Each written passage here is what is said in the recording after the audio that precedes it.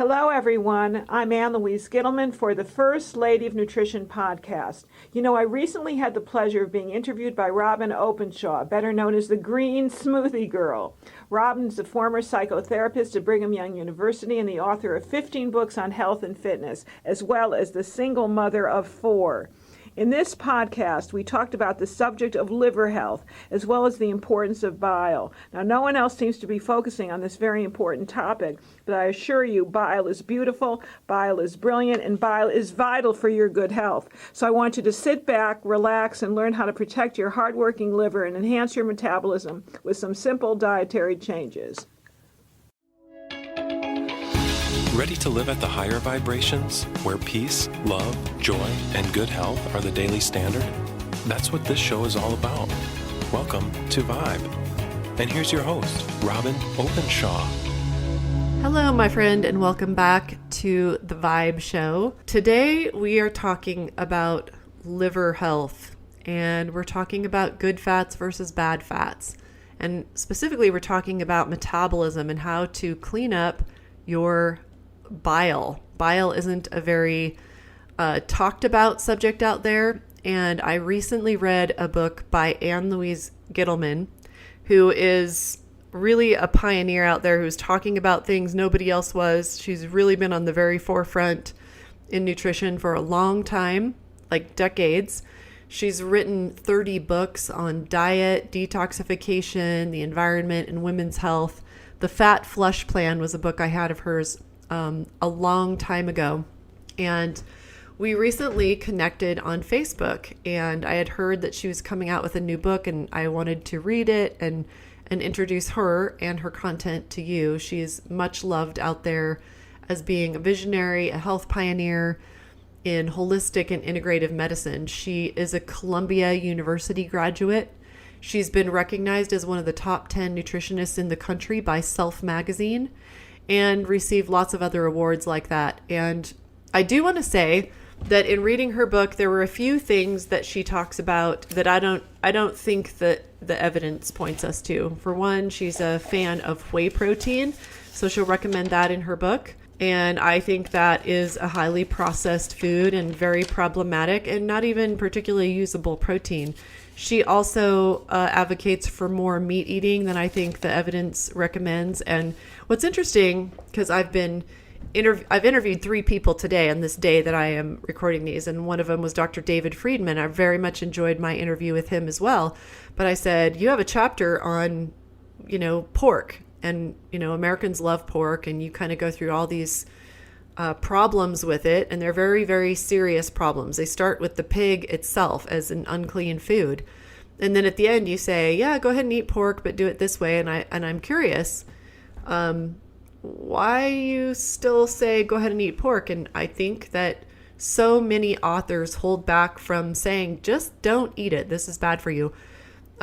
Because they don't want to offend the population. People who are not plant-based don't want to hear that a plant-based diet is better for them. And so can't speak for Louise, can't even speak for Dr. Friedman, but I think it's really interesting, and it's something to just put in your back pocket to think about as you read news stories coming out constantly, and you might read new books or hear opinions out there.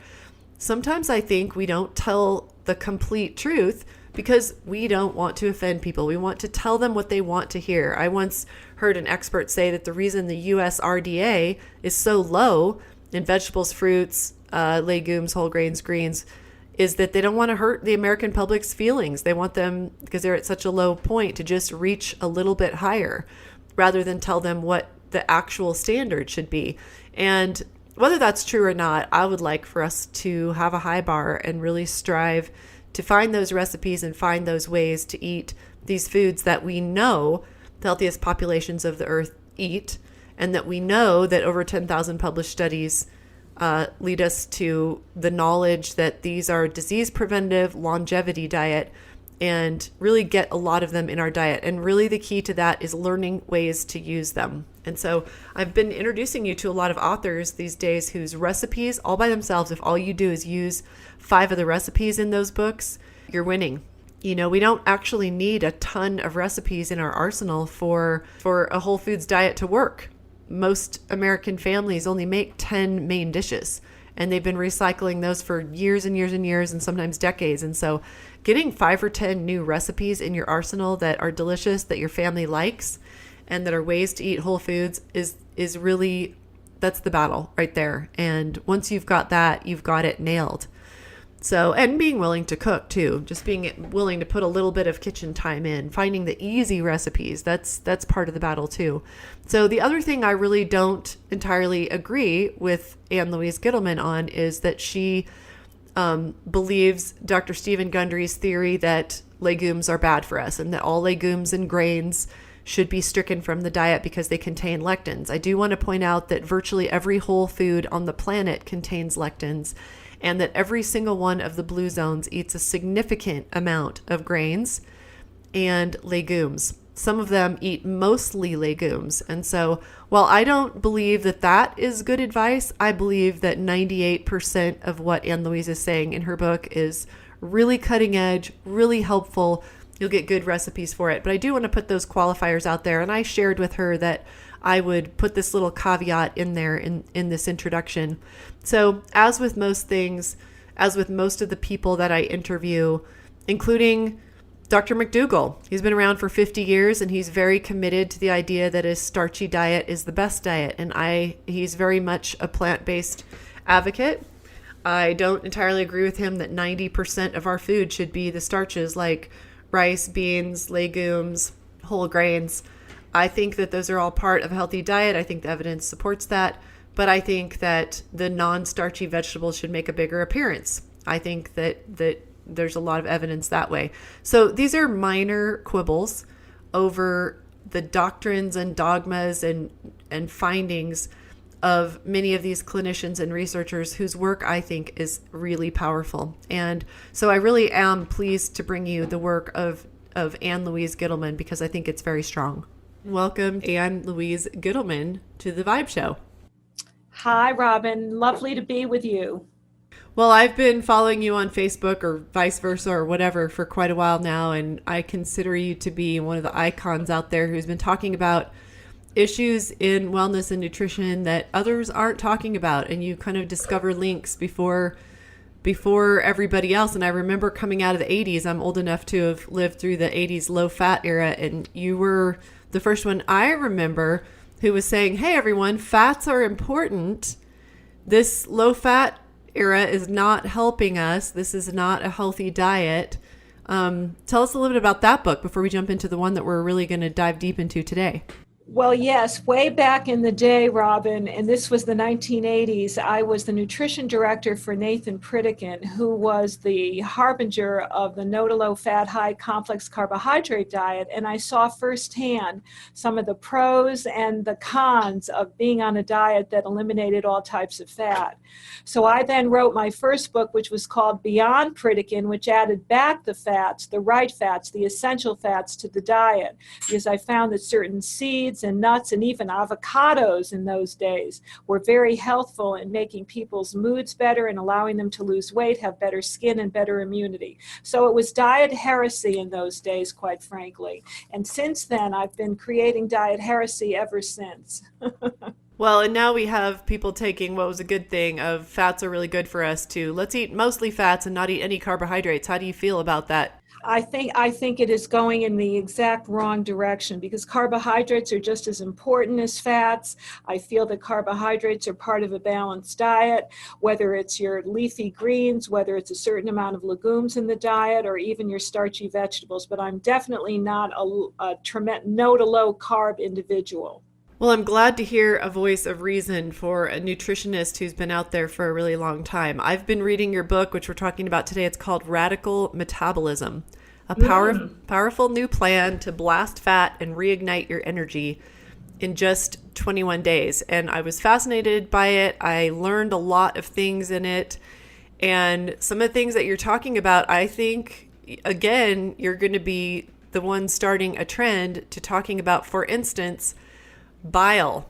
And I was telling you before we recorded that in the Green Smoothie Girl Detox, we do some protocols at the end to really increase the quality and quantity of bile and flush the the calcifications, the crystalline structures, the stones from thousands of bile ducts in the gallbladder and the liver. And I think you were early on talking about that because I think your best-selling book to this point is the Fat Flush Plan, which feel free to talk about that. But I wanted you to just talk a little bit about bile. Why does it matter? And why is this, as you said, sort of unsexy topic really, really important for people to learn about? Well, I think it's just as important as probiotics, Robyn. We were talking offline a little bit about the importance of bile and making it sexy once again. So maybe between the two of us, we'll make this a very sexy topic. I think we all need free-flowing bile in our bodies because it helps to break down fats, number one. Number two, it helps to flush toxins. It's actually a form of liver detox. And number three, which is not as well known, but what that I mentioned in Radical Metabolism, it helps to rev thyroid function so we can all slim down without struggling as much as we are. So it's a very important aspect to bring back into our awareness, which is the reason that I created Radical Metabolism in the first place. I want you to eat the foods that will enable your body to make proper bile. And if you don't have a gallbladder, I'd like us to eat even more of those foods so that sluggish bile will not be a problem in terms of slowing down your thyroid. So talk about how much bile a healthy person produces and what kind of quality it is, and what the average person out there eating the standard American diet is actually getting from their bile production and what kind of functions it has in the body. Well, we're producing, if we're healthy, at least a quart of this very greenish little liquid. It's kind of like liquid gold that is stored in the gallbladder. And what we're hoping to have is very free-flowing bile, which is not sludging up so that you're making these crystalline structures. You want free-flowing bile, which is thin, which is flowing properly. It's not getting stuck in the bile ducts.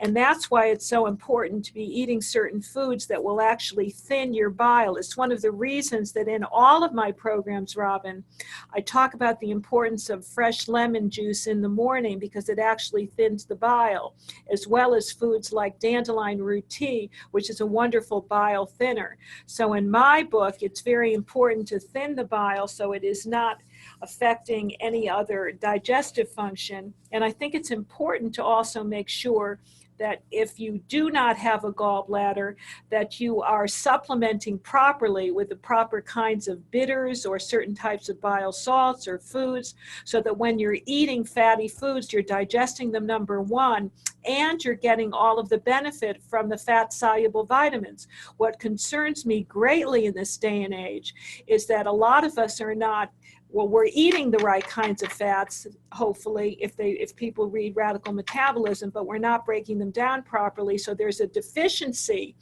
of vitamin A, vitamin D, vitamin E, and vitamin K.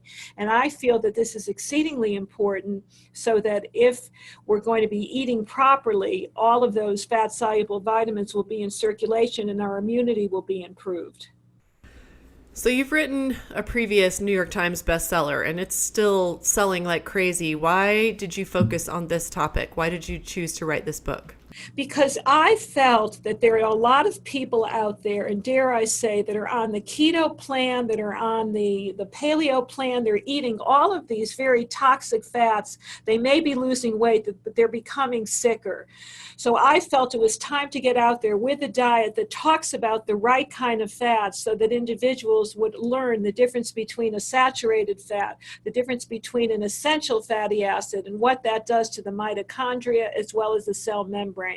So because I've been leading the pack, so to speak, on getting fat back in the diet, it was time to really change the dietary landscape. I'm very concerned about people that are on these all-fat diets, Robyn.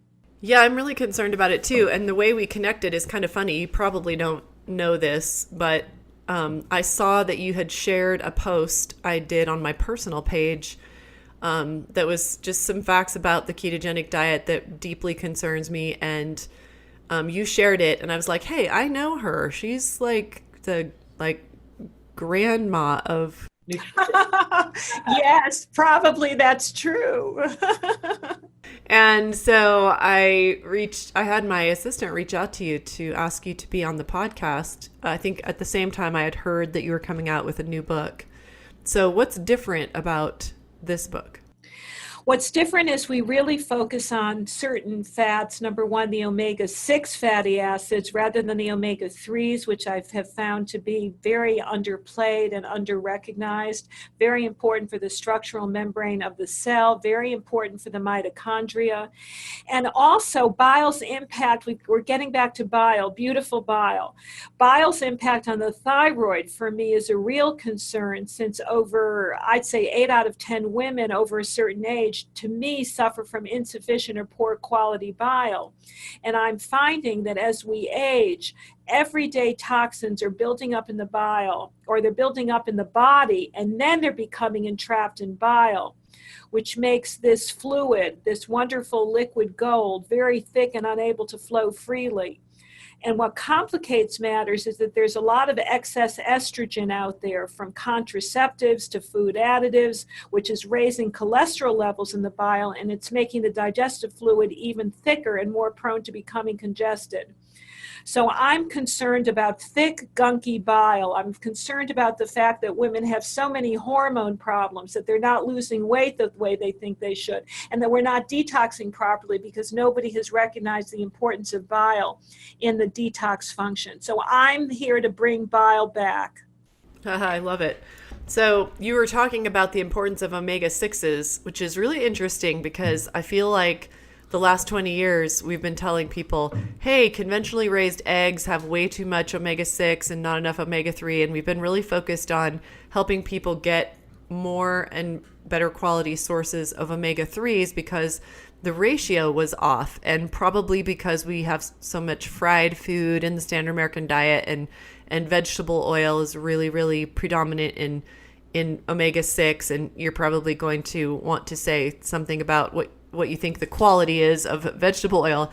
But talk a little bit about that, because I think you're out there sounding the alarm about, hey, let's don't neglect omega-6 when we've been freaking out about getting too much of it for a long time. Well, I'm concerned because the ratio, based on all the research that I've done over these decades, and as you say, I'm the kind of the grandmother here of all of this, seems to point to a ratio of 4-to-1 in favor of omega-6s. Now, not all omega-6s are created equal. So we're not talking about the commercially processed, chemicalized oils that are out there, the freaky fats that are from your soybean oil or from your corn oil or your sunflower seed oil. We're talking about the basic linoleic acid that you find in sources like hemp seed oil, that you're finding in sesame seed oil, in a unaltered safflower seed oil. And we're talking about them because it's so important for the maintenance of the cell membrane structure. It enhances the permeability of the membranes. It's also important for the prevention of toxins from entering the cell. And it's important because it is the preferred fuel for the mitochondria, which are those little energy machines and energetic engines that are in every cell of the body. So I say bring back the omega-6s. If you've got a concern about eczema or psoriasis or these funny skin rashes, then most likely you're deficient in omega-6. And when I run my tests with my people and do DNA testing, which I do with many of my private patients, we're finding a dramatic deficiency in the omega-6 linoleic acid, which used to be mentioned in all the nutrition books way back in the 60s. Very interesting. Well, earlier today, I interviewed Dr. John McDougall, and you might be aware, since you've been around for a long time, and so is he.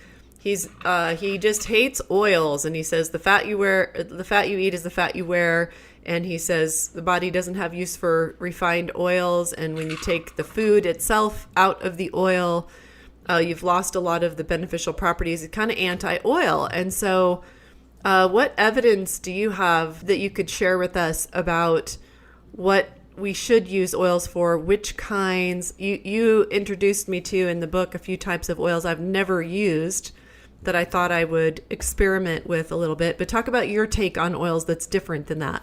Well, it's diametrically opposed. God bless him. I know John McDougall because John McDougall was almost a contemporary of Nathan Pritikin, who actually wasn't a doctor but should have been.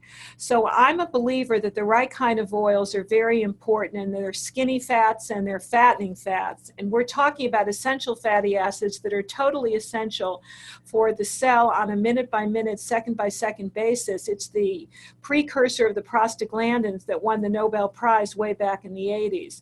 So I'm talking specifically about these omega-6s that are found natively in nuts, in seeds. They're found in safflower oil, in sesame seeds, in hemp seed oil, which is one of the centerpieces of my new program, which is not only a high source of linoleic acid, but of GLA, so very important in terms of sending off your brown fat into the stratosphere so that you can actually lose weight without doing very much of anything but simply consuming the oil. So I would say that certain of these oils, including one called pine nut oil, very, very healing for the gut, for those that have problems with GERD or stiff joints in the morning or any kind of skin issues. And again, what I'll say is when you're thinking of skin, think of omega-6s. And a lot of the research that we talk about is from Patricia Kane and her husband, Dr. Edward Kane. We talk about the research that has been done for years, decades now, on the importance of evening primrose oil, borage oil, as well as black currant seed oil. So my sense is that if you do any testing, as so many of us do in the functional integrative medicine world, and you test all of your omegas, you'll find that many people have gotten on the omega-3 bandwagon, whether they're using flax or whether they're using the super seeds now, or even camellia oil. But what we're still deficient in is the good omega-6s. And that's where you look for the good omega-6s in your wonderful oils like the hemp seed oil that I talk about, and pine nut oil, which can heal the digestive tract from your mouth to your butt. So I'm telling you, these oils have a lot of claim to fame, and you just need a small amount, Robyn, to have a major difference in your immunity as well as your skin and your weight loss efforts. Moving on to another subject in your book that I thought was very interesting, because I was reading your book when I was in Switzerland, and I take my followers every summer to a clinic in Switzerland where they do biological medicine, the European counterpart of functional medicine.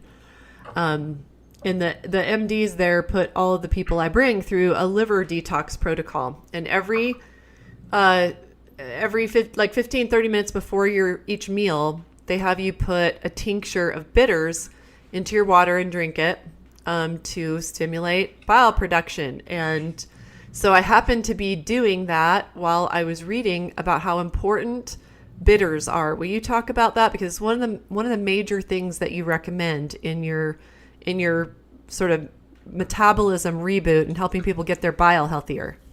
Bitters are better. So if we can all remember that, that'll be the new mantra as we go forth into 2018. Bitters are better. It stimulates the release of bile, as you so rightly suggest, and as your Switzerland clinic knows. Very important for the production of pepsin and pancreatic enzymes. And bitters also increase the tone of one of your important digestive sphincters. So the reality is that in our day and time, we've lost our taste for bitters. You know, it used to be part of the dinner table where you may have something like horseradish or some kind of bitter green to stimulate the appetite. But most of us in this day and time don't recognize the importance of bitters, nor do we take them on a regular basis. So whether you're plant-based or whether you're eating those four-legged creatures, we could all benefit from a little bit more of the bitters in our breakfast, lunch, and dinner and snacks.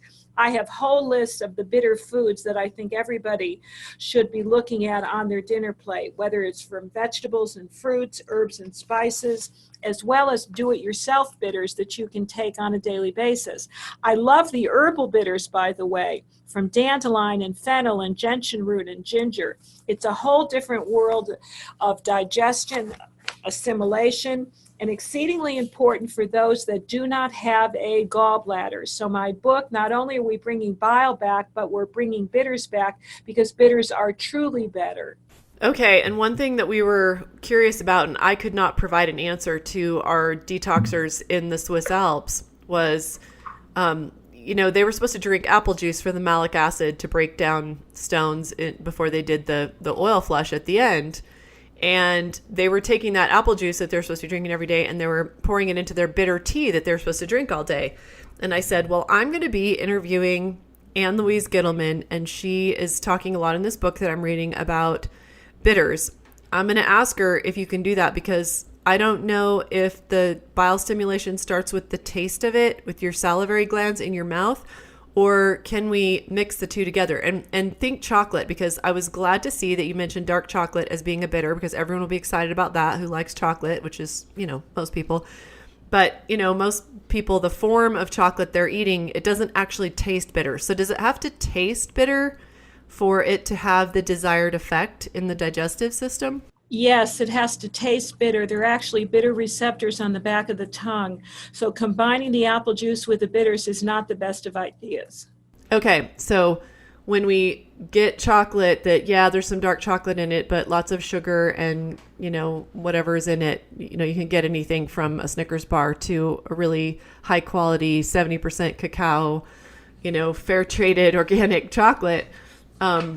That's not necessarily going to get it. By the way, one of our attendees at the Swiss clinic was a medical doctor who she had bought 100% cacao, and I was amazed. I don't think I've ever had 100% cacao, so there's no sugars in it. There was no like extra fats in it to, make it creamy, and I was amazed. It was delicious. We put it under our tongue and let it melt under our tongue. So just a little tip for everyone, that chocolate can be one of your bitters. It can melt under your tongue, and Louise also recommends having a little bit of like arugula or there's lots of different bitter greens, turnip greens, mustard greens. So that was really fun information. It's very good information, and it's good for everybody, whatever your dietary predilection. But the other thing that I mentioned in the book is the importance of a particular bitter, which is watercress. We make a watercress soup in our 4-day cleanse, which is not only a bitter that we're making not enough use out of it in this day and age, but it's also important as a cancer fighter and a detoxification agent. So you're right about those bitter greens. I love the bitter greens like the endive and the dandelion, the radicchio or rocket, the arugula, and also grapefruit. It's really interesting to me to note that many years ago, people were on the grapefruit diet. And one of the reasons that grapefruit is so important in terms of helping to lose weight is because it contains a phytochemical that's actually a bitter. So you'll find bitter fruits as well as bitter vegetables and leafy greens and herbs and spices. It's a wonderful new taste environment that we have yet to explore, and it's one of the reasons that I think some of our recipes are going to be favorites, at least I hope so, with people that don't have good digestion, detoxification, or issues with their hormones. Yeah, that was really interesting to me. I'm interested in more of the myths that you could explore with our readers here about what is commonly believed out there, that you kind of bust these myths in the book. Well, one of them, of course, is that omega-6s are always bad and you need just omega-3s in the diet. That's one of them. And then the other one that we've kind of touched upon, you and I, Robyn, is the situation of the gallbladder, that the gallbladder is indeed a throwaway organ, and it is not. You're losing your timing of bile if you don't have a gallbladder, so you've got to make substitutions according to what I tell you to do with the bitters in the book. A third that I'll reveal is the importance of cooking utensils. I believe it's just as important to know what you're cooking in as to what you're cooking. And that's where we throw away the myth of how important it is to use cast iron. That's one of the myths that we throw out the window, because cast iron has a certain type of iron that can actually accumulate in the system.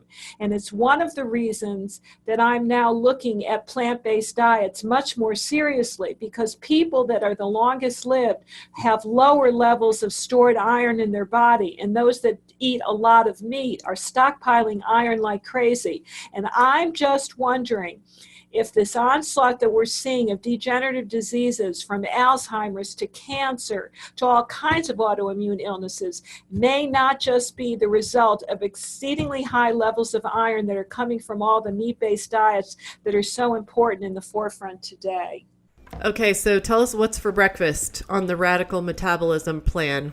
We've got a blaster. We blast your energy with an energy blaster. And that is a drink that we make with a bitter. And one of the bitters that we use is a particular kind of coffee that I did a lot of research with, because coffee is a bitter. So it's an organic, mold-free coffee, the highest in antioxidants in the world, from what I understand. And that serves as the basis for the coffee. You can use a protein powder of your choice with that, a little bit of coconut milk, maybe a little bit of stevia for sweetening, and voila, you've got our drink in the morning. And I also include some citrus in there. We call it our citrus blaster, and that is that we're taking the peels of organic, sometimes it can be lemons, organic tangerines, organic oranges, and we're drying them to get all of the bioflavonoids and bitters in your drink. So it's a better bitter citrus blaster first thing in the morning.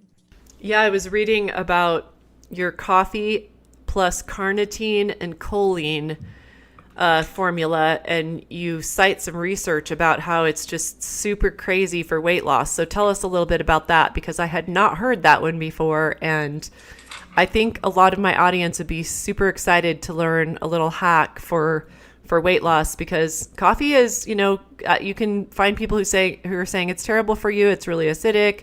You can find lots and lots of published evidence that doesn't seem to have vested interest behind the paying for the study that says, no, actually coffee has quite a few benefits. So if you're a coffee drinker, adding amino acids, carnitine and choline to it, tell us about that.